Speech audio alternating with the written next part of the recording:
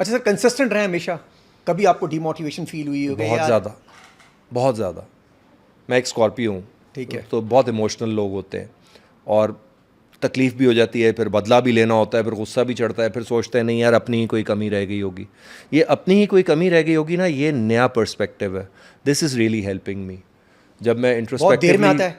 हाँ अब रेगुलरली आता है।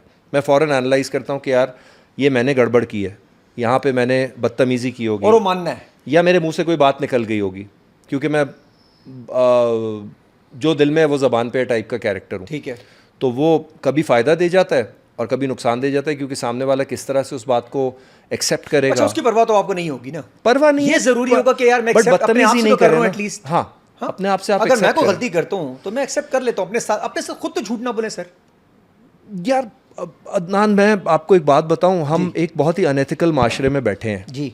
और यहाँ पर इतनी सारी अनएथिकल चीज़ें हो जाती हैं जो जिनके बारे में हम कुछ कह नहीं सकते। हमारे कॉन्ट्रैक्ट्स होते हैं जो हमें मिलने के बाद वापस चले जाते हैं, ठीक है, साइन हो जाते हैं रोल्स के लिए आप, और उसके बाद वो रोल किसी और को मिल जाता है। हो ये बहुत ज़्यादा हो रहा है। बहुत ज़्यादा ये होता भी है, अभी ज़्यादा, अब ज़्यादा हो रहा है बहुत सर। ज़्यादा होता है। जब मैं नया नया आया था, मुझे 2-3 बड़े प्रोजेक्ट्स के लिए साइन किया गया, कुछ देखा फिर कोई वो और आ डेट्स गया भी हो गई, फिर मैंने पूछा भाई डेटें तो आगे चलेंगी, तो पता चला कि वो नहीं हो रहा। फिर मैंने वो टीवी पे प्रोजेक्ट देखा कि वो हो भी गया और बन भी गया और टीवी पे चल रहा है, कोई और था। तो इस तरह 2-3 बार हुआ।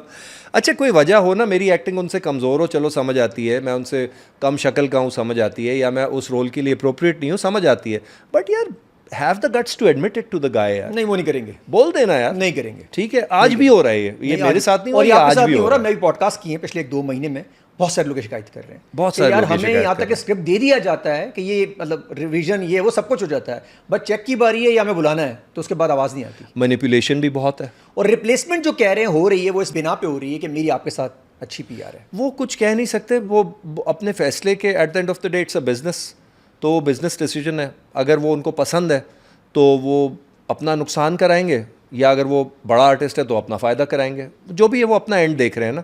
लेकिन वो एथिकल बात नहीं है, वो अपना एंड देख रहे हैं, वो जायज़ है, उनकी राय है, लेकिन जब कॉन्ट्रैक्ट हो गया 2 पार्टीज़ के दरमियान तो ऐसे ना करो। ओहो, ये वाली बात, मुआहदा हो गया ना, ज़बान का पास कुछ तो होना चाहिए। अरे जबान का भी खेल खत्म, मुआहदा का भी खेल खत्म हो गया, सब खत्म हो गया, सिग्नेचर्स भी खत्म, अब अच्छा, तो एग्रीमेंट की भी वैल्यूज खत्म हो गई। मैनिपुलेशन भी बहुत होती है। मैनिपुलेशन इस तरह होती है कि अगर आपको बहुत अच्छा रोल ऑफर करेंगे, जो कि मेरे पास शाज़ो नादिर ही आते हैं, कम कम आते हैं बहुत अच्छे रोल। अगर बहुत अच्छा रोल आएगा तो पैसे इतने गिरा देंगे, उनको पता है ये डेस्परेट है, इसको ये रोल पसंद आ गया है, ये करेगा कम पैसों में भी। माकियावेलियन स्ट्रैटेजी है, आप इस्तेमाल कर रहे हैं रिसोर्सेज को, आपको पता है कि सामने वाला जो है वो वीक फुटिंग पे अच्छा, है। ये भी अनएथिकल है।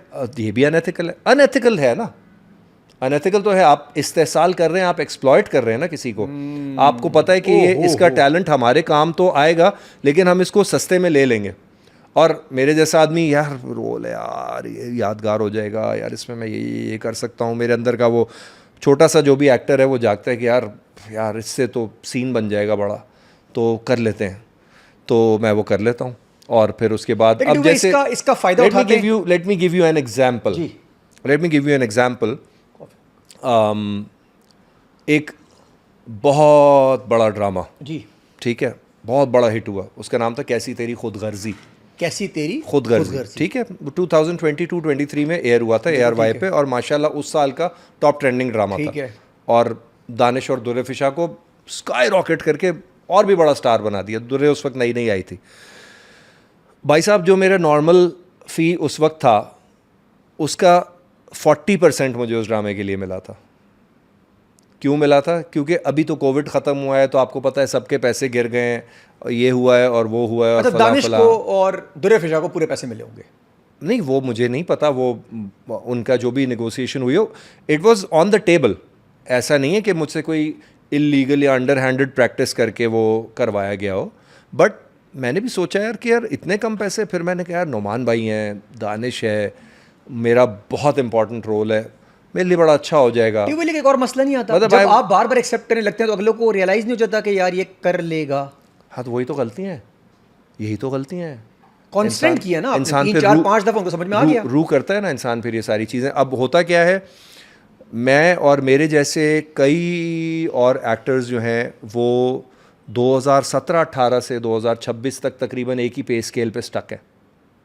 वो तो मेरा अल्लाह बड़ा कारसाज है, बहुत ही मोहब्बत करने वाला है मेरे साथ कि मेरा म्यूज़िक का करियर थ्राइव करना शुरू हो गया and I started getting concerts. उसकी वजह से मेरी ज़िंदगी बड़े सुकून से गुजरती है और मेरे जानवरों की भी अल्हम्दुलिल्लाह।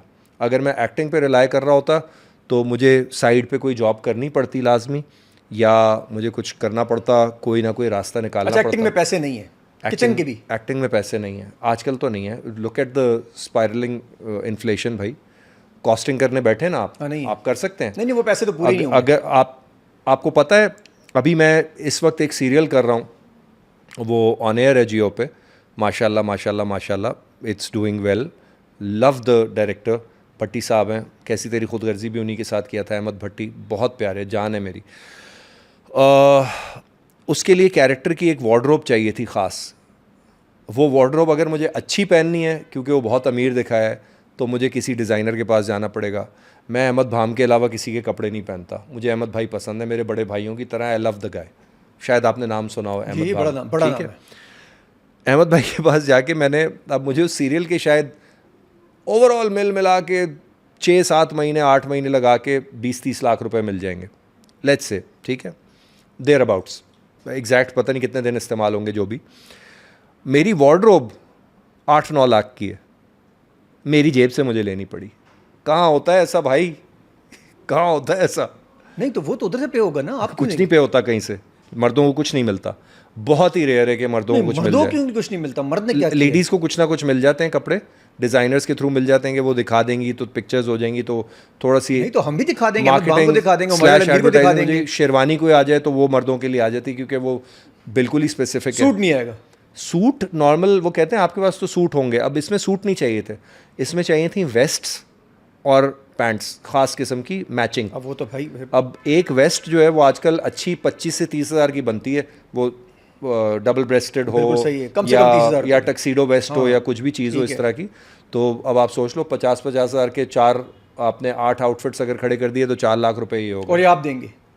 मैं नहीं पैसे देने। आप फिर या तो आप कोऑपरेटिव से बनवा लें जाके। कोऑपरेटिव मुझे कहाँ से वो बना के देगी? चल जाएगा जो फेज 8 के 3000 गज के घर में रहने वाला फरहान ताहिर साहब का दामाद, जिनके अपने 30 बिजनेसेस हैं दिखाए हुए, वो कहाँ से कोऑपरेटिव के? तो ये अब या तो मैं अपने कैरेक्टर को मार दूँ, नहीं मारना तो फिर मैं ये सोचता हूँ यार चलो ले लो, ये 5 ड्रामों में चला लेंगे, चलो इसको छठे में पहन लेंगे, फिर यूँ कर लेंगे, फिर आप लोग ही हमारा मजाक उड़ाते हैं, यार ये देखो वही वाले कपड़े पहन के आ गए, देखो वही वाला घर इस्तेमाल कर रहे हैं, पहनते आप। हाँ। तो ये खुद को होता है कि यार मेरे ही पैशन है, खुद को ही मज़ा आता है। जाहिर है एक बार आपके पास आपकी पसंद की चीज़ आ जाती है, मैं उसको फिर शोज़ में यूज़ कर सकता हूँ। बट ये कैरेक्टर स्पेसिफिक वार्डरोब है, तो इस किस्म के कपड़े आप हर जगह नहीं पहनेंगे। मतलब डबल ब्रेस्टेड वेस्ट्स वगैरह आपने कम ही किसी को पहने हुए देखा होगा। आजकल के दौर में कराची में इतनी गर्मी होती है, कौन पहनेगा? तो वो बड़ी क्लासी लुक है, बहुत अच्छी लुक है, बड़ी विंटेज है। लेकिन there are lot of things that you have to do. अब मैं जब नया एक्टर आया था, मुझे एक प्रोजेक्ट मिल रहा था जो इंग्लैंड, पाकिस्तान और इंडिया 3 जगह शूट हो रहा था। सही है। मैडम राना थी, अल्लाह ज़िंदगी दे उन्हें, मेरा ख्याल है लंदन में ही होती हैं। She must be very aged now. बहुत अच्छी डायरेक्टर थी, पीटीवी के पुराने दौर की आंटी थी। तो उन्होंने कोई 36-37 लोगों के ऑडिशन में से मुझे लीड के लिए सेलेक्ट किया। ठीक है, ऑडिशंस में मैं सेलेक्ट हो जाता हूँ, ऑडिशन कराओ मैं सेलेक्ट हो जाऊँगा, मैं अपनी परफॉर्मेंस दे के आऊँगा, मैं सेलेक्ट हो जाऊँगा। ऑडिशन के बगैर मैं सेलेक्ट नहीं हो पाता। जहाँ ऑडिशन नहीं होगा वहाँ मेरा रास्ता नहीं बन पाएगा। ओपन ऑडिशन करो ना, क्यों नहीं करते? दिखाओ अपना दिमाग, दिखाओ अपनी पर्सनैलिटी, दिखाओ अपनी स्पीकिंग एबिलिटी, दिखाओ अपनी मेमोरी, डिलीवर करो अपने dialogues, show what your mind can offer, then let's see who can be the lead and who can do the role. करके दिखाओ। नहीं करते, अंदर के ट्रैक्स हैं, क्या करेंगे? खैर बहरहाल मैं उसमें सेलेक्ट हो गया। 35 डेज़ की शूटिंग थी। ठीक है। और ओवरनाइट वो 35 डेज़ से 50 डेज़ की शूटिंग हो गई। बोला कि सेम पैसों में करें। अब मुझे बताएं 15 दिन में सेम पैसों में, मैं नया था, मेरे 1.5 साल ही हुआ था, कौन करेगा यार? मैंने कहा मैं 15 दिन में मैं क्यों करूँगा? 2-3 दिन चलो समझ आती है, मैं 2-3 दिन भी क्यों करूँ यार? जो मैं काम कर रहा हूँ उसके पे करो ना। तो वो जब मैंने इस तरह बात की, उन्होंने बोला ये तो बदतमीज़ है, मुझे निकाल दिया। That role went to a very dear friend of mine, Asfar Rahman. सही है। और असफर को उसने प्रोपेल करके पाकिस्तान का एक बहुत बड़ा स्टार बना दिया। जोशे जुनू या दश्ते जुनू या ऐसा कुछ नाम था उसका ड्रामे का। बिल बोर्ड्स भी लगे हुए थे 3 तलवार पे ARY का। ये बात है 2007-8 की। और बस वो ये हुआ, उसने लंदन में एड्स भी किए, इंडिया में भी काम किया, उसकी वहाँ से बेस बनी और असफा मूव टू इंग्लैंड, अब वो वहाँ पे रहता है। तो जो भी उसके वहाँ ताल्लुकात बने वो उसका नसीब था, नसीब का